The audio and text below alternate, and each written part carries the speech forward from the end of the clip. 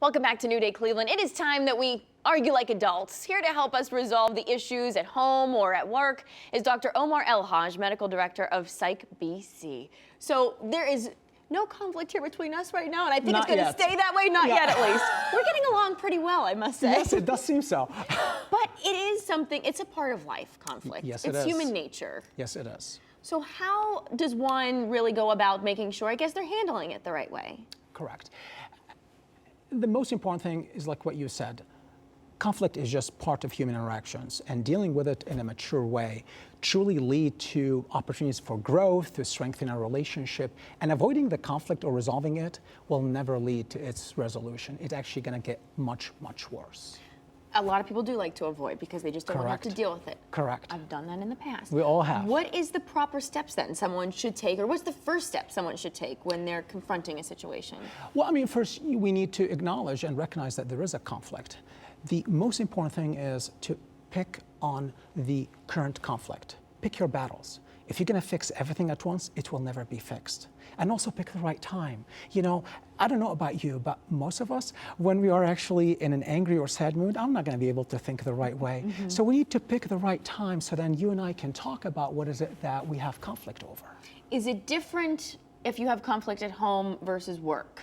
And in how you handle it, I guess, and how you approach it? It's the same. I mean, the main themes are the same, whether it's a conflict between two spouses, two partners, a parent and a child, at work between coworkers and you know, or a supervisor, supervisee.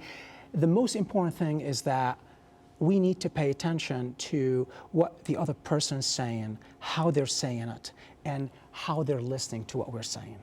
The other thing is, the most important thing, you need to be willing to compromise.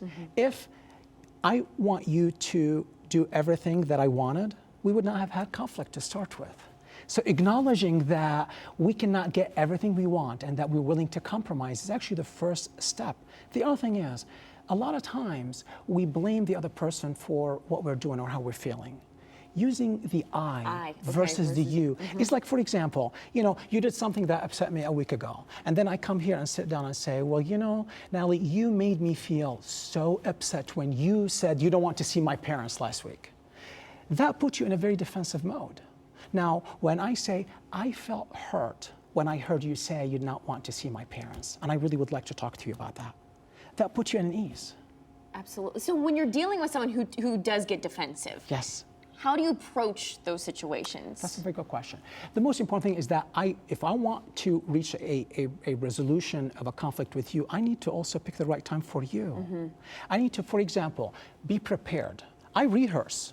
For example, if I have a conflict with you and I know that you're not going to be feeling comfortable, I'm going to actually be thinking about every single word I'm going to say to you. I'm going to reach out to you and say, well, you know, what happened yesterday really, you know, put me at, you know, in a difficult time, and I would like to work with this, you know, with you. When do you think is a good time?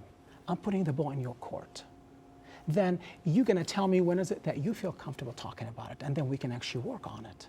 I'm putting you in charge. In charge of the situation. So you know how when people say, you know, well, I'm just going to take the high road. I'm not going to address, I'm going to take the high road. That's not necessarily a good thing to do. No, that's not healthy at all, because that's not going to lead to resolution of anything.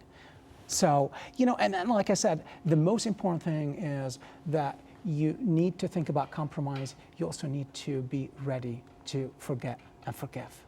And you take responsibility, right? Of course, we have to. We have to take responsibility for our own emotions, our own behavior, and what we have contributed to the situation that we have now a conflict over. Do you find that you get people more worried about conflict at work or home? One versus the other, or is it equal? Actually, it's equal. A lot of time people, you know, avoid conflict at work because they're afraid that they're going to be fired or that their job performance is going to be affected, and they take all that conflict home, and that will make actually their life at home much, much more miserable. It's equally important. So as long as you take these few tips and you address the person the proper way, there really shouldn't be any issues. No, actually, like I said, it's actually an opportunity for growth. I like it. I like the sound of this. See, we're learning and growing today here on New Day Cleveland. Thank you so much, Doctor, for being here. You're most welcome. Pleasure Thank you to for have you having on the me. show. Thank you.